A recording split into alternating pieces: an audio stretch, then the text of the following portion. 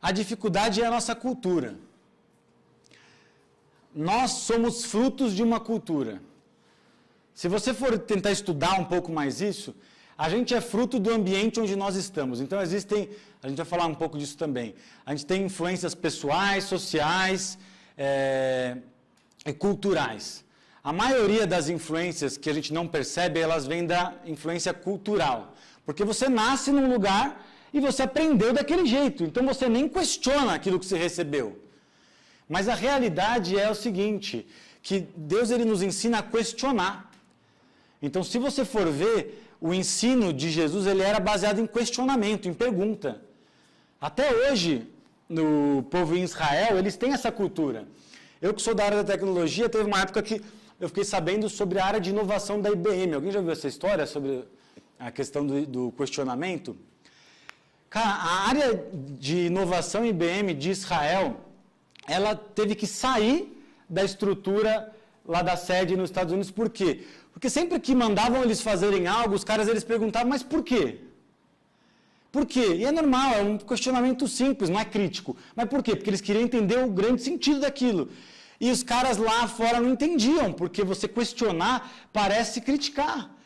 E os caras, eles realizavam as coisas mais loucas. Então, eles perceberam que, não, vamos separar os caras e deixar eles cuidarem da inovação.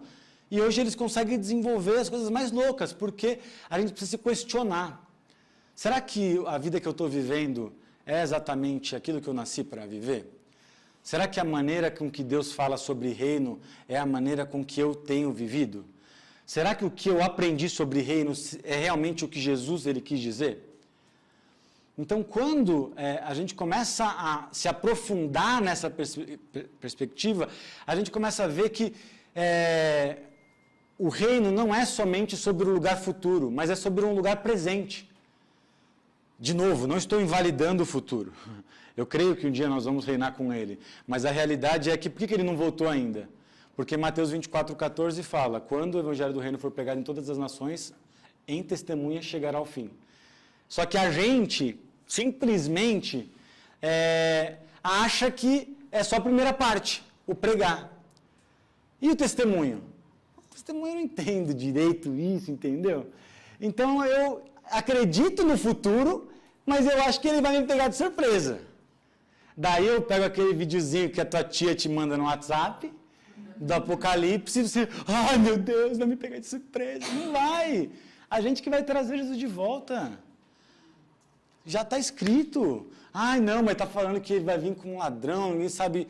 Não, ninguém sabe a hora específica, porque nós não conseguimos mensurar. Mas nós que trazemos ele de volta. A partir do momento que nós nos movemos por isso.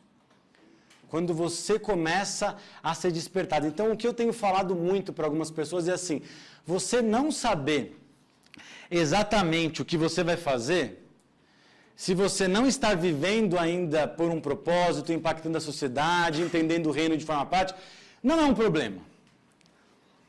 O problema é você aceitar e não fazer nada a respeito disso. Então a gente está querendo criar uma comunidade de pessoas que pensam. Entender, pô, você é de que área? O que teu coração queima?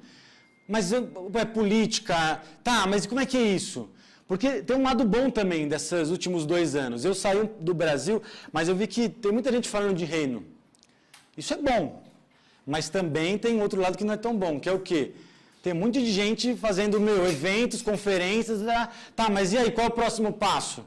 Como é que a gente gera? Vamos sentar junto. E o próximo passo, gente, não é aqui que acontece, assim, ó, só no ensino. O próximo passo é quando a gente começa a estabelecer conexões mais próximas, mais parte de um entendimento e de uma revelação.